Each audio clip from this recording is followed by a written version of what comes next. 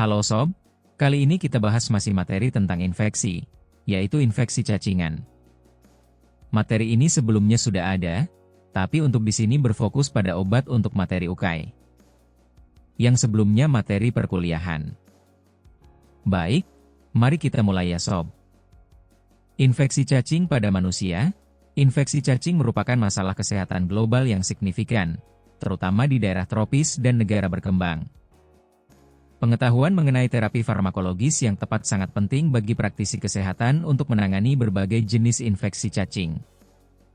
Infeksi cacing saluran cerna. Kremi, enterobiasis. Disebabkan oleh Enterobius vermicularis, cacing kecil berwarna putih yang hidup di usus besar. Gejala utama berupa gatal pada area perianal, terutama pada malam hari. Infeksi mudah menyebar dalam keluarga. Gelang, askariasis. Disebabkan oleh Ascaris lumbricoides, cacing gelang berukuran besar yang hidup di usus halus. Dapat menyebabkan gangguan pencernaan, malnutrisi, dan komplikasi serius seperti obstruksi usus. Cambuk, trikuriasis. Disebabkan oleh Trichuris trichiura, cacing yang bentuknya menyerupai cambuk. Infeksi berat dapat menyebabkan diare kronis, anemia, dan prolaps rektum terutama pada anak-anak. Cacing tambang dan kuku. Disebabkan oleh Ankylostoma duodenale dan Necator americanus. Melekat pada dinding usus dan menghisap darah, menyebabkan anemia defisiensi besi yang signifikan. Pilihan terapi utama untuk infeksi cacing saluran cerna adalah 1.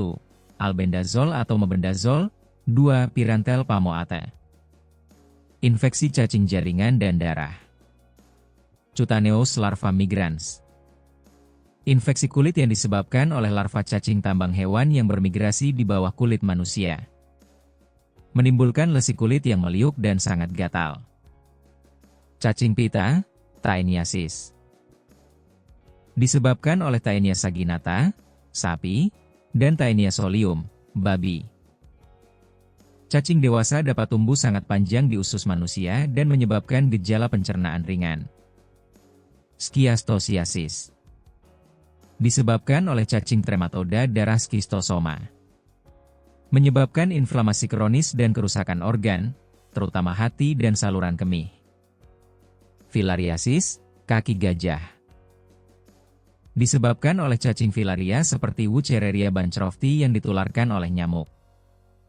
Menyebabkan pembengkakan kronis pada tungkai dan alat kelamin. Regimen pengobatan infeksi cacing. Cacing kremi, enterobiasis, gelang, askariasis, tambang, cambuk, trikuriasis, digunakan obat. Lini pertama ada albendazol, kedua Pyrantel pamoate. Cacing pita atau taeniasis, gunakan lini pertama, praziquantel, kedua, albendazol. Cacing strongyloides, Cutaneous larva migrans, gunakan lini pertama, albendazol, lini kedua ivermectin. Cacing filariasis atau kaki gajah.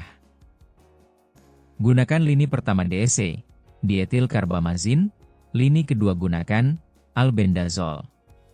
Untuk pencegahan filariasis daerah wabah IDA, ivermectin, dietilkarbamazin, albendazol. Mekanisme kerja obat antihelmintik.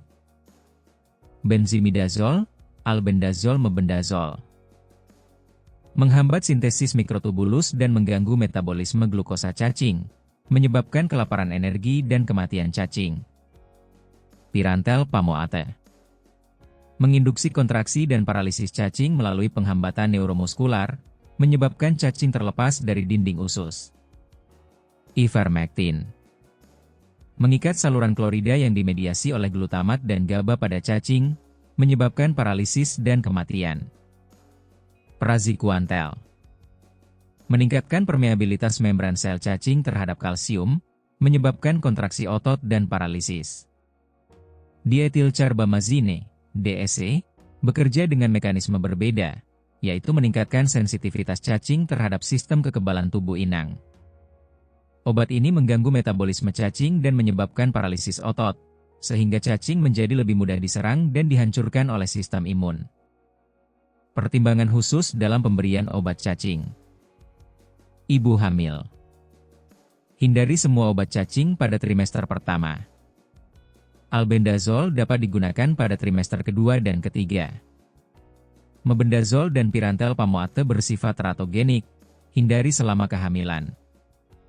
DC kategori X kehamilan. Anak-anak. Albendazole direkomendasikan untuk anak usia di atas 1 tahun. Dosis disesuaikan berdasarkan berat badan. Mebendazole dapat digunakan untuk anak di atas 2 tahun.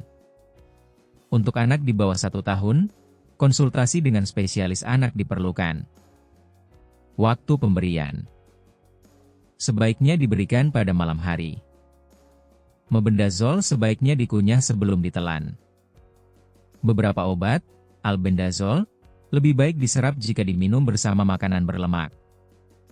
Praziquantel sebaiknya diminum dengan air yang cukup. Penggunaan albendazole jangka panjang, lebih dari 3 hari, dapat menimbulkan efek samping seperti peningkatan enzim hati, leukopenia, dan rambut rontok. Monitoring fungsi hati diperlukan untuk terapi jangka panjang pada infeksi cacing jaringan seperti echinococcosis. Obat cacing diulang 2 minggu kemudian untuk membunuh tuntas cacing dalam telur yang sudah menetas. Efek samping dan interaksi obat antihelmintik. Efek samping umum. Sebagian besar obat cacing memiliki efek samping ringan yang bersifat sementara, termasuk gangguan pencernaan, mual, muntah, diare, sakit kepala, pusing, nyeri abdominal ringan. Efek samping lebih serius jarang terjadi, kecuali pada penggunaan jangka panjang atau dosis tinggi. Efek samping khusus. Beberapa obat memiliki efek samping spesifik yang perlu diwaspadai. Albendazole, hepatotoksisitas, leukopenia, alopecia pada penggunaan 3 hari. DEC, reaksi Mazzotti, demam, ruam, pruritus, akibat kematian cacing filaria. Ivermectin, dapat memperburuk gejala pada pasien dengan onchocerciasis. Praziquantel, dapat menyebabkan pusing hebat, sebaiknya hindari aktivitas yang memerlukan kewaspadaan. Interaksi obat. Beberapa interaksi yang perlu diperhatikan.